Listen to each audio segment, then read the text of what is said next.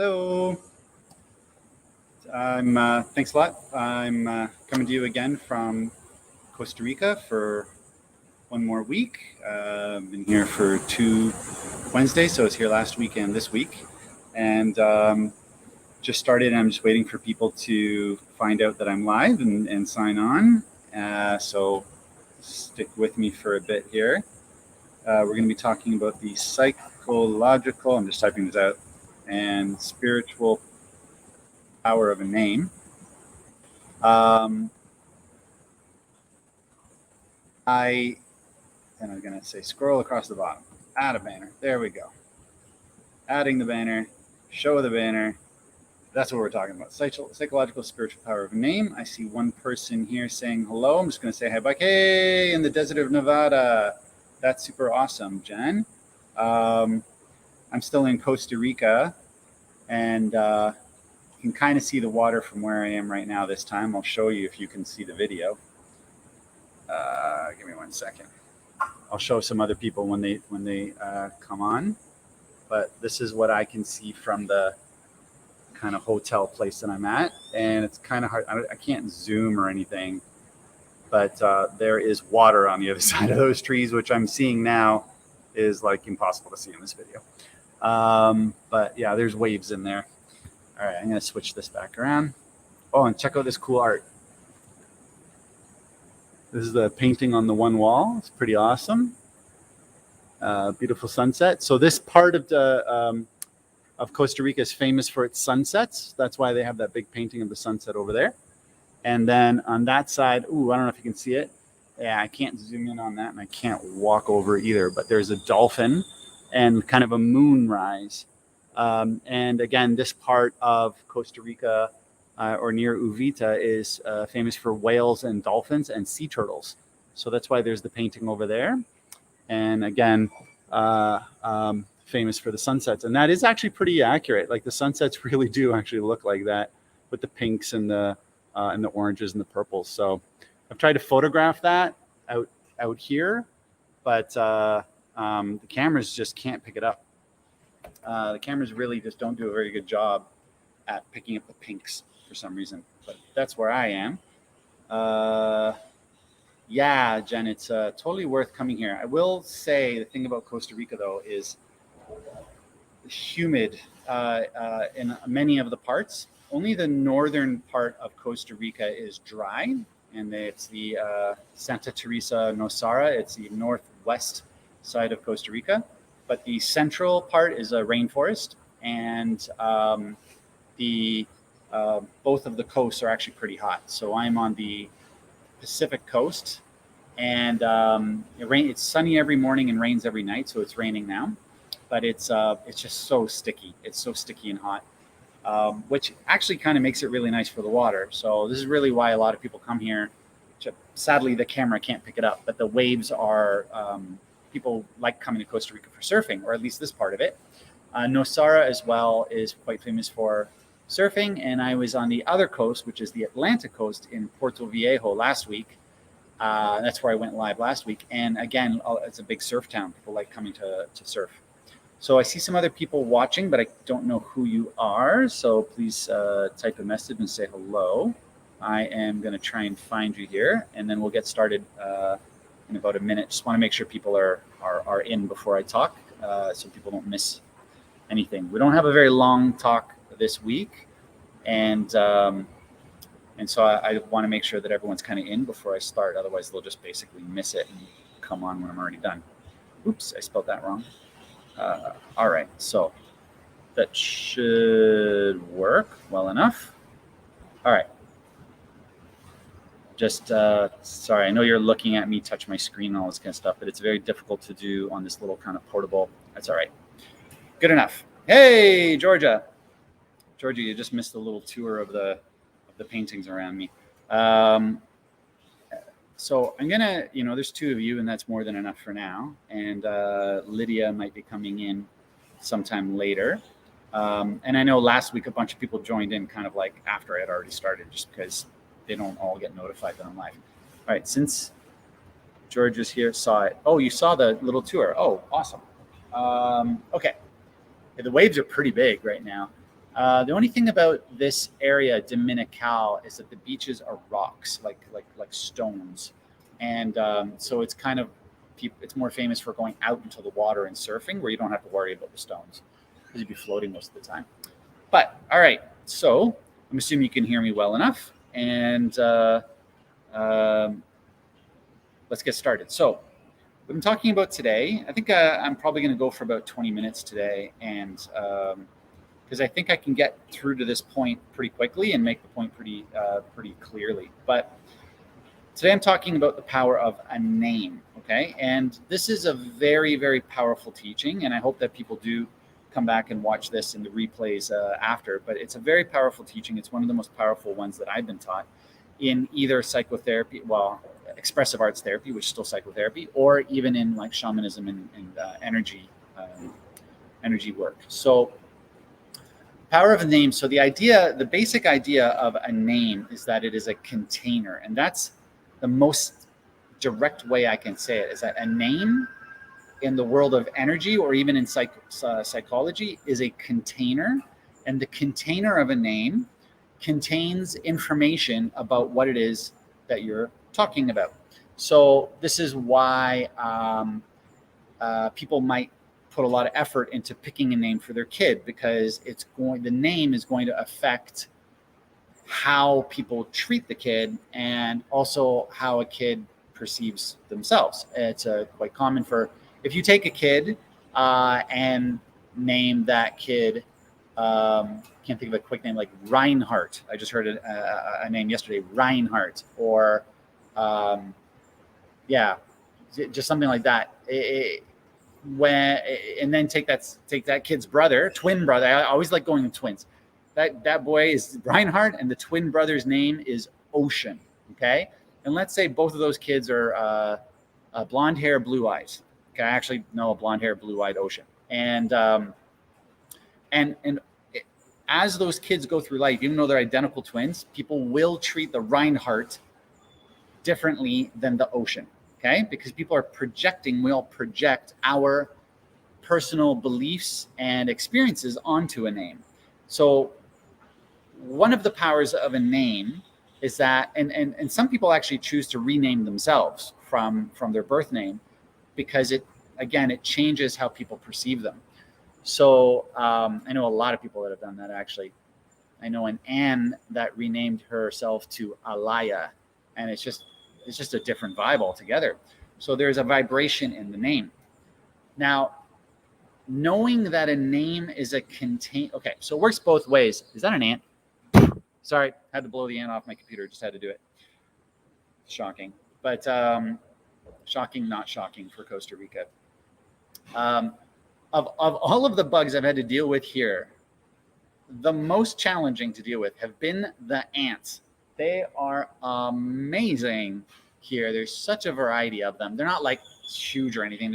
They look like normal ants, but the variety is immense, and they're just everywhere. Like, you cannot go anywhere in Costa Rica without there being some form of ant invasion of your stuff. Okay, like I put a wrapper on the sand on the beach, and the wrapper had like an oil from like chicken on the paper. It was a paper bag, and it had like chicken oil on it from what I ate. It was an empanada with con pollo, queso, empanada with chicken and cheese. And it was an empty bag. I wrapped it up. I put it on the ground beside me. I looked away for 2 minutes, and I turned back, and it's a mountain of ants on top of it, just trying to get into the little crumbs and everything.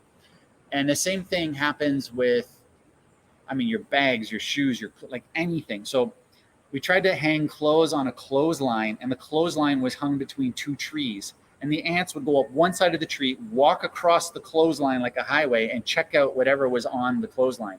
So no matter where we put the clothes, there'd always be ants finding it. And here I am inside on the second floor, and I don't see a single ant anywhere. And yet there it is walking across the top of my computer. Like, that's Costa Rica for you. So, okay, getting back to the names. So knowing that, okay, so we all as humans need to compartmentalize. So psychologically, we'd call it compartmentalize. So we're taking data in, and compartmentalizing it into a name. And that name is very powerful as a psychological object, because the name can do one of two things. It can either explain to somebody the sound or the feeling of an object that they've never seen before, or it can influence somebody to project onto it. Kind of like my example of calling a kid ocean or sky. I've seen also like the names of the month. April is a woman's name. June is. May is. I've seen a November, I think. And like, that's just very interesting to me. Car names, I mean, like Mercedes. It's just kind of interesting. But if done with intention, a name can create a projection onto something. This is used in branding. So there are certain sounds that when, I'm getting kind of advanced here, but when we say certain words, our tongue will move inside of our mouths and tap the back of the teeth, the top of the, right there, the palate, or just the palate behind the teeth, the palate up in the middle, back there, there, the bottom teeth. So depending on the words that you're using, the letters that are formed, it moves where the tongue moves in the mouth, and it taps. And those are like pressure points inside the mouth. And so where the tongue is tapping in the mouth will actually create signals in the brain and will create like a physical experience. And that physical experience in the brain will map to a physical experience in the world. So if you're sitting in front of this sunset, sunset. All right, let's go there. Boom. You sit in front of this sunset. There just happens to be a jaguar in front of you, but ignore the jaguar for a moment. Let's just ignore the jaguar for a moment. So you see this sunset, and while sitting in front of it, your brain is setting off a set of signals to render in your mind an experience of the sun, the warmth, the water, the sun setting, so the nighttime coming, those colors, the shape, the round shape with the horizontal line, not a vertical line. There's even like the movement of the clouds or the airiness of the clouds. Everything about this is being registered in the brain, and it will create a pattern in the brain. And that same pattern, I'm switching over, the same pattern in the brain for that scene I just showed you will create in your mind a set of sounds. So this is something that we explore in expressive arts therapy. So when looking at that kind of scene with the colors and the beauty and the depth of it, like how deep it is in 3D space, your brain, let me switch off of that. Your brain will create sounds that are specific to you. So for me, as I'm looking at that scene of that I just showed with the colors, I might feel that's like a woo, la, la, la, la, la, la. Okay, so I just made up a sound for that, like woo, la, la, la, la, la. And that sound relating to parts of the brain that are activated from those colors, from that shapes, independent to each person, by the way, will create a signature or template in your brain. So every time you look at a scene, make or express a sound for it, you're naming it. So you're containing, from the psychological perspective, you are taking something that has not been contained in your body, experiencing it, and then creating a sound that for your body maps sonically to physically. And every time you say that sound afterwards, your brain will unpack the sound and bring into your body's experience the colors, the smells, and the movement and everything that I was just showing you in that scene. So this is a form of naming that is an expressive form of naming. And once we create a sound for that experience, the sound contains all of the information, and that sound is basically encoded, and it gets decoded by anybody that knows that word. And so you can have like secret sayings that don't mean anything unless somebody's already been told what they relate to. So that's the groundwork for how the naming functions in the brain as a form of expression.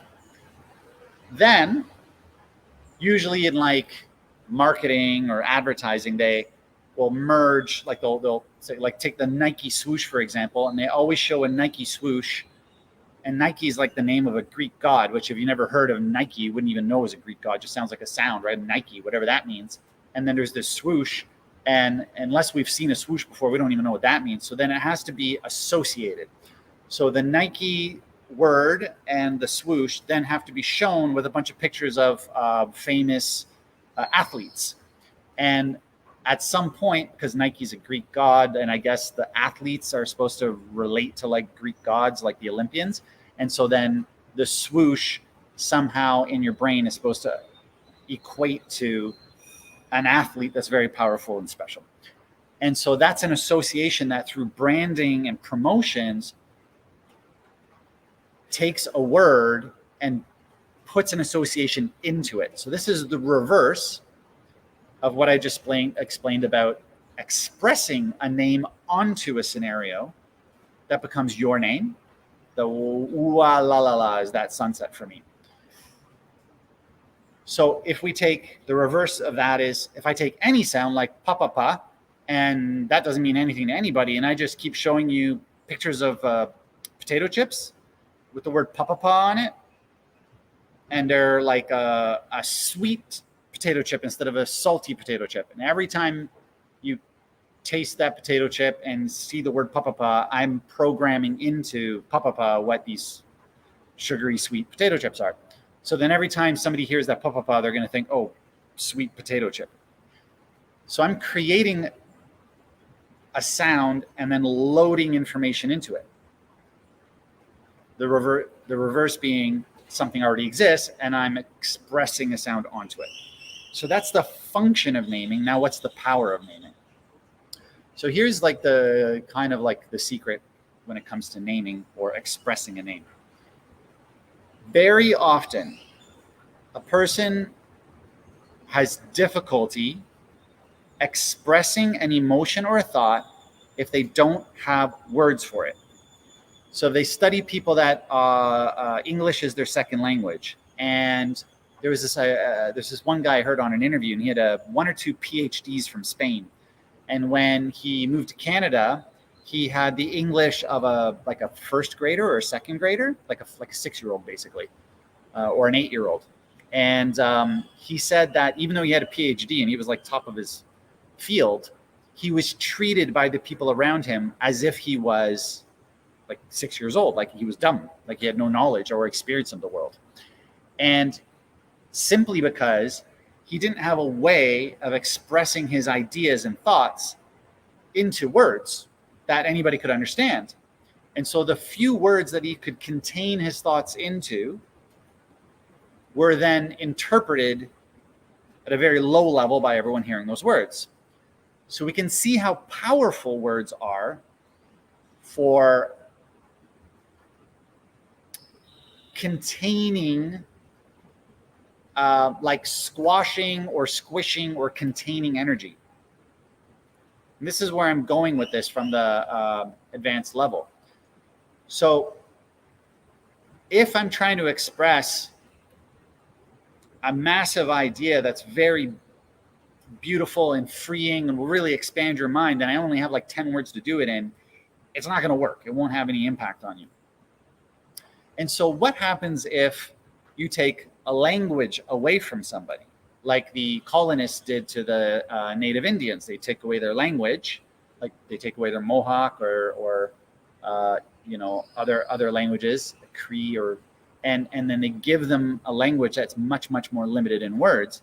It actually will disempower the people, not just in their way of communicating to others and being understood, but it actually disempowers.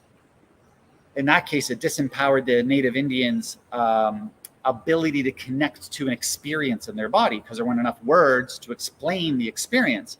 So then if we don't have ways of expressing using the power of words and containers, if we don't have a way of expressing an energy or a thought, our body will limit the expression or the thought. It just will squash it. It won't be as big.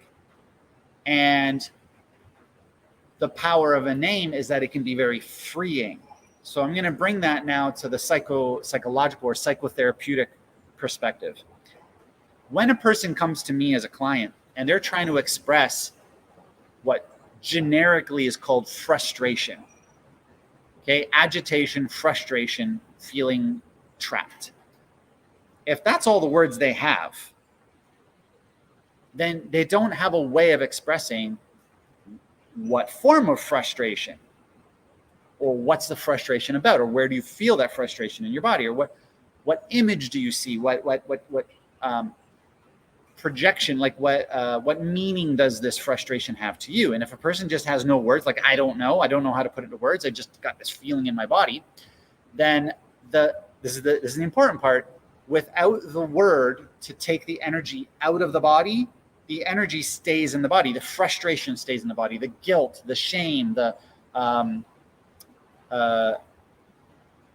I just lost the word there. When somebody dies, you're mourning, somebody help me out. When somebody dies and you're going into mourning, that's the 5 phases of, all right, I just blanked out there. So I'm proving the point. Okay, so now I feel frustrated because I just forgot that word, but it'll come back to me. Mourning? It's not mourning. Damn, whatever. The word is for when somebody's died and you're really missing them. There's enough of you on here that knows what that experience is. So in that period of time where you're holding an emotion that you can't put a word on to get it out, it will stay in you for way, way longer. Now, I gotta stop that. If we can't come up with a word, because let's say we're explaining it to somebody that doesn't even understand our words, a sound of any form can be just as powerful at packaging your emotion into something that's externalized. So the power of a word from an energy perspective and a psychotherapeutic perspective is that it takes, grief, there it is. It's bugging the heck out of me there, Jen, thanks. And of course, I was thinking about you when I said that. So even grief will stay in a body for a very, very, very, very, like grief can actually stay in a body for the rest of your life, unless you find a way to contain the energy into a sound or a word and move that energy out of your body so that you can see it or somebody else can see it and reflect it back at you. And that's how we take energy that's in the body and make a crying sound, a moaning sound, like boo, sad sound, or just like, just thinking about like Jen's voice, like this effing sucks kind of sound, like just like some kind of like disgruntled kind of frustration.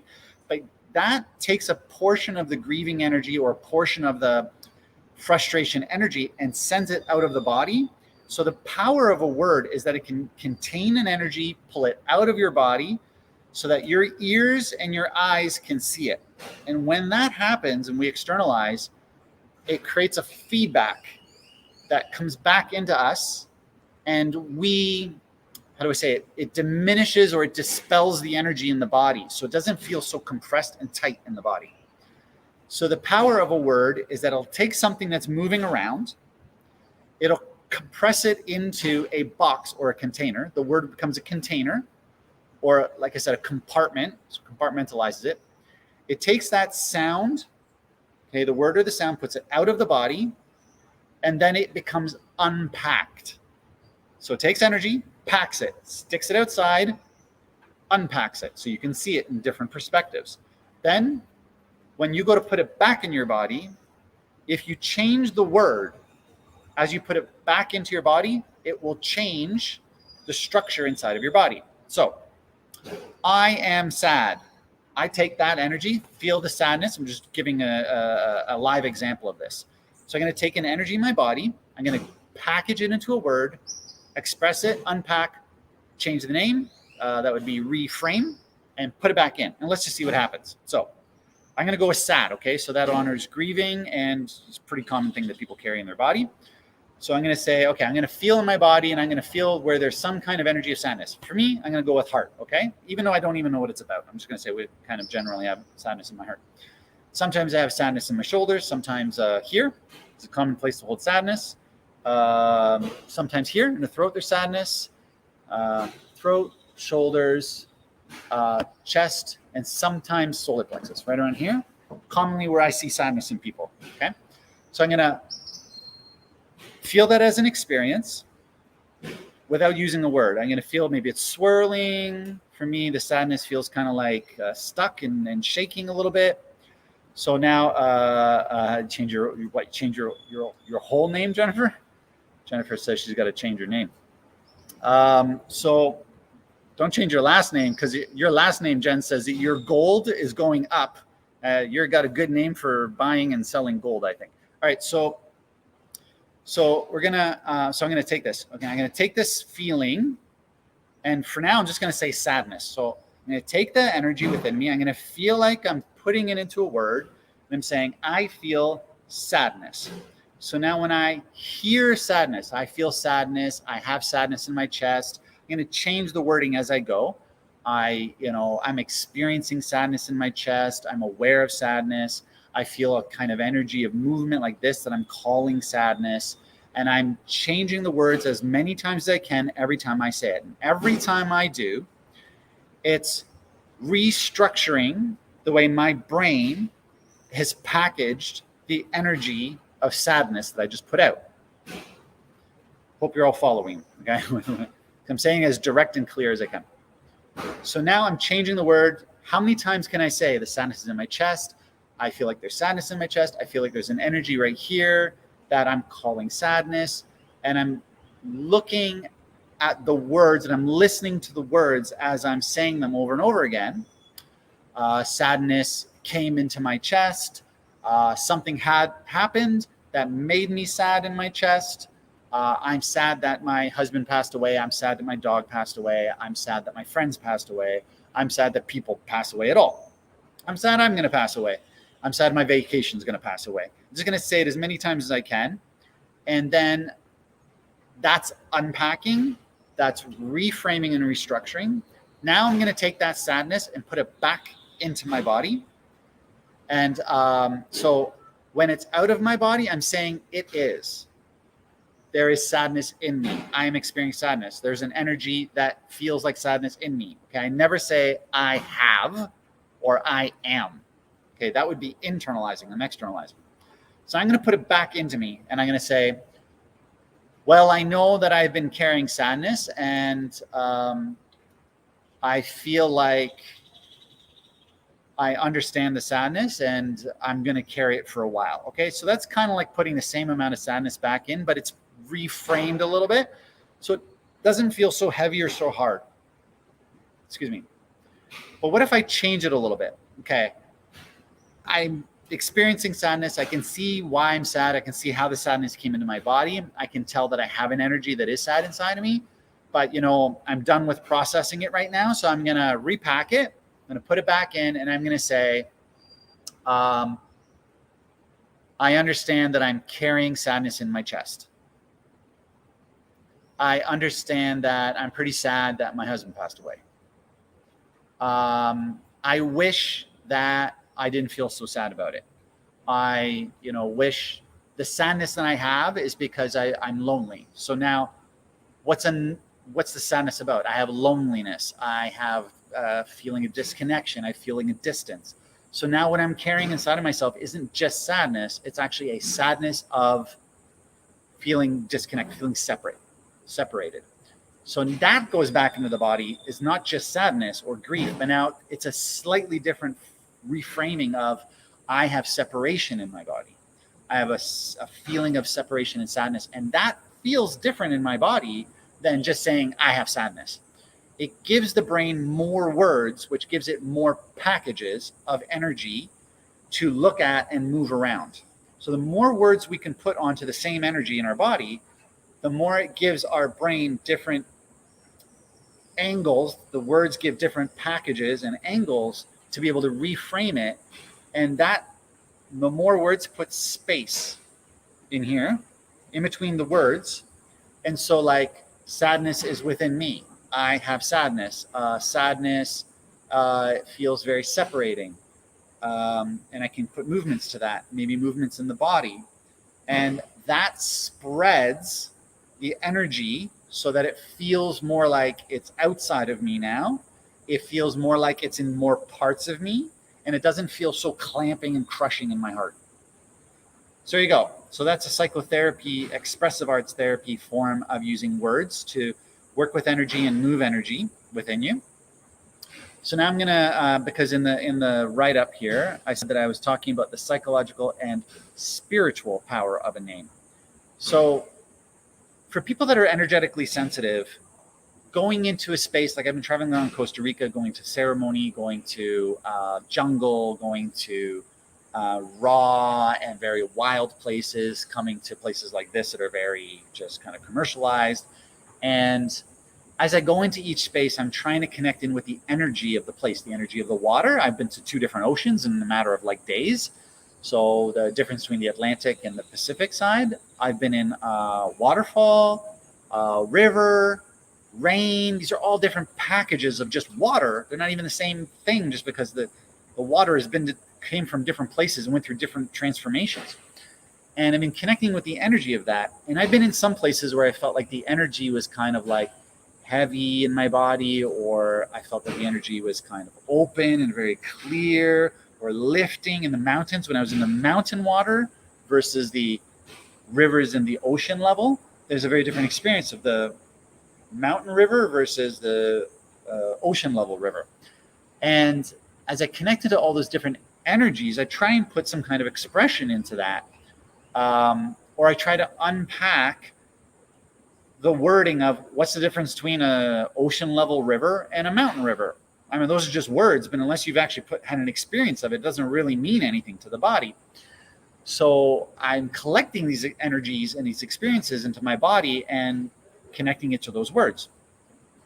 That said, what if I'm in a place and it feels negative or kind of like tense or scary in some way in my body? If I feel like there's tension in my chest, or I feel like something's tingling at my back, like a claw is on my back or something, and there's a tingle.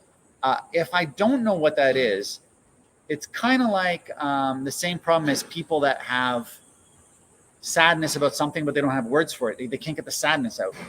If there's something kind of staring at me, if something's kind of creeping or hunting me, or if there's some kind of negativity or somebody's angry at me and I don't know what that energy is, it's going to keep affecting me and my mind and my body until I decide to put a container of a word around it.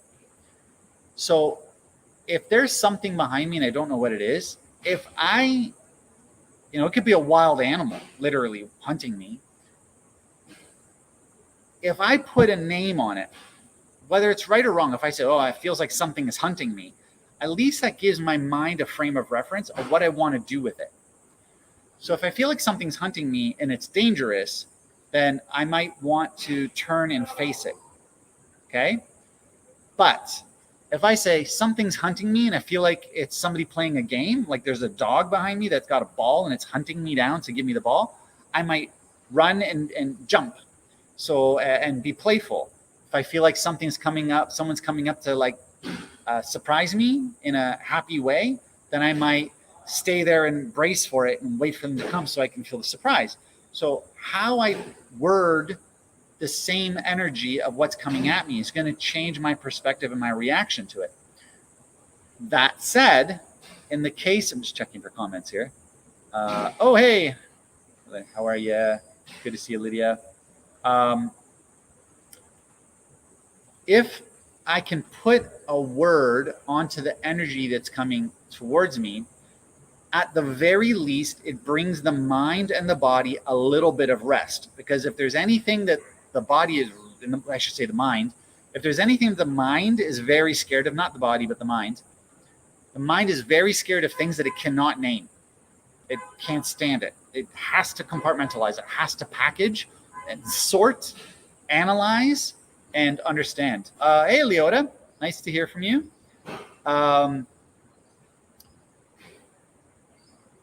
So people will experience Antonio. Son, wow, nice to see you. Hey, nice. How are you, Antonio? Gracias. Antonio, what country are you in? I'm in Costa Rica right now. For everybody that just tuned in, I'm going to show you where I'm at. You can't really see the waves, but I'll show you anyway.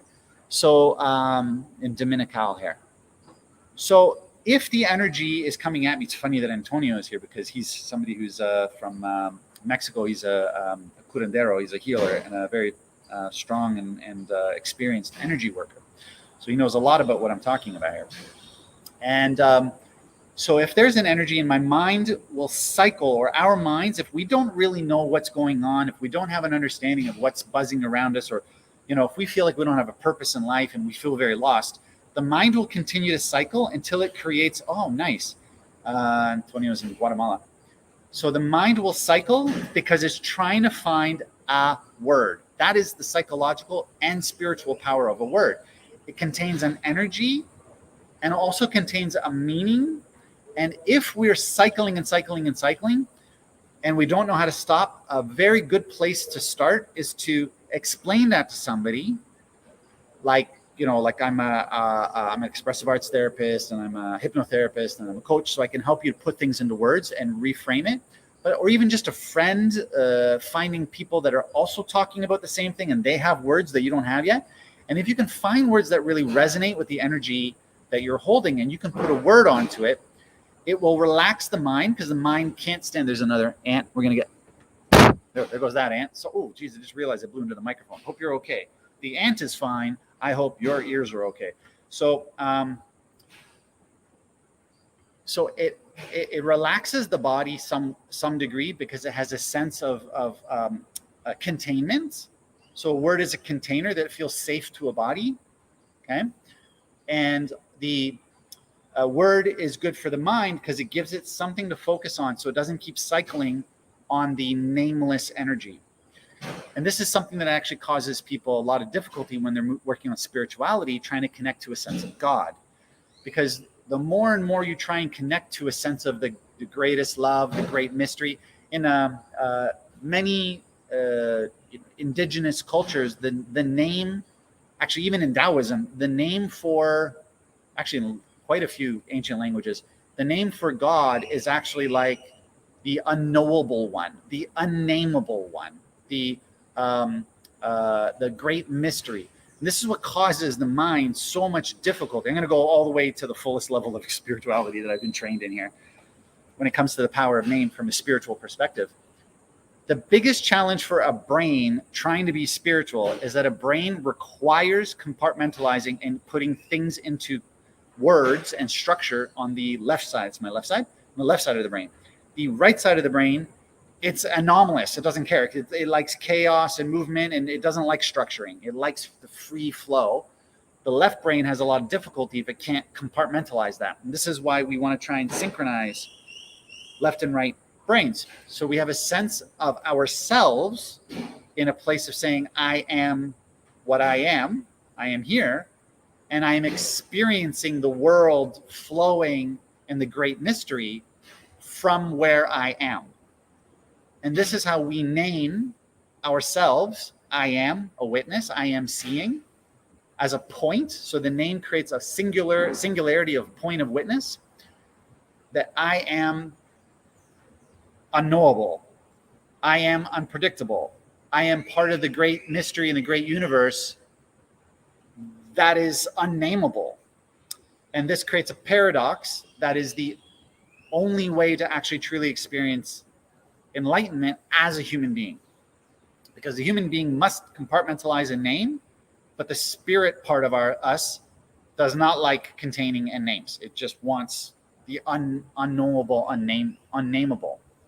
So it's interesting that the spiritual power of a name is being able to contain and hold energy, but the most powerful energy cannot be contained or named. And so to call it unnameable makes it omnipresent and infinite. So infinite intelligence is another way I've heard it called. Infinite intelligence, or the great mystery. I like the great mystery or the unnameable. So then, or even like Dao. The Dao is Wei, Wu Wei, like action, non-action, literal translation. So we are action in a creator that is non-action. It sounds like a paradox. But anyway, the wording becomes like yin yang. So this is how we kind of merge the spirituality with the mental of saying, I am a point of reference to something that is unreferential. I am a point of witness, and I'm witnessing something that cannot be seen. And when you come to a genuine place of peace and presence with this exact thing, this, by the way, this is enlightenment. I am the end. I am, and then don't say anything. But it's a silent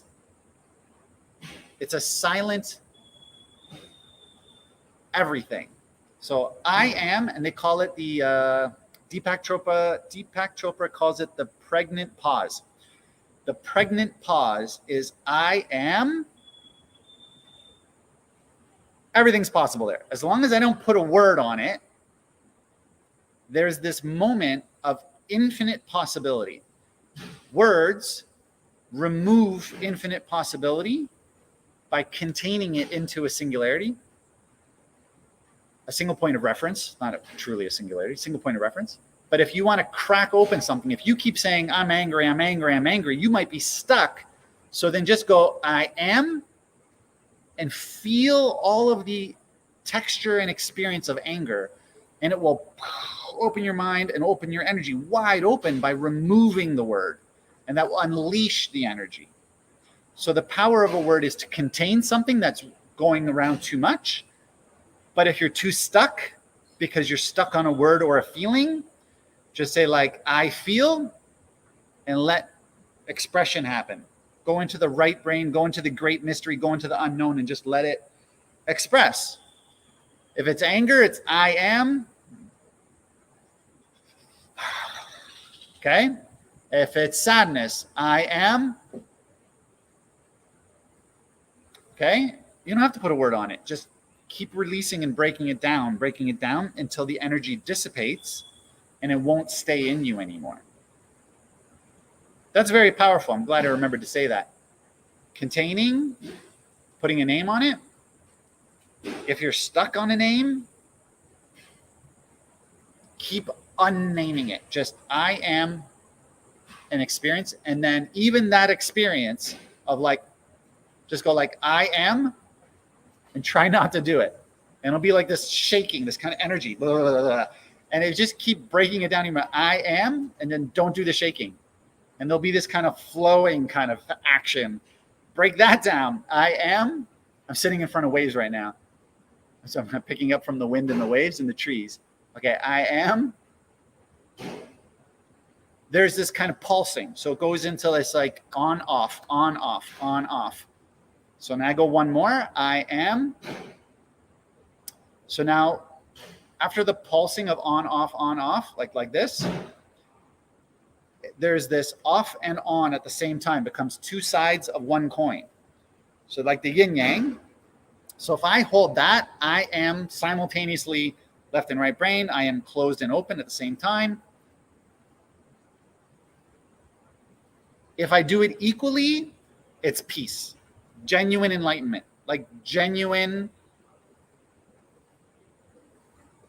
that, just nothing, just pure peace and singularity. This is truly what single point of reference is I. This one is I, and this one's am. So I is closed, it's packaging, it's holding, being, am, just infinite. I, infinite.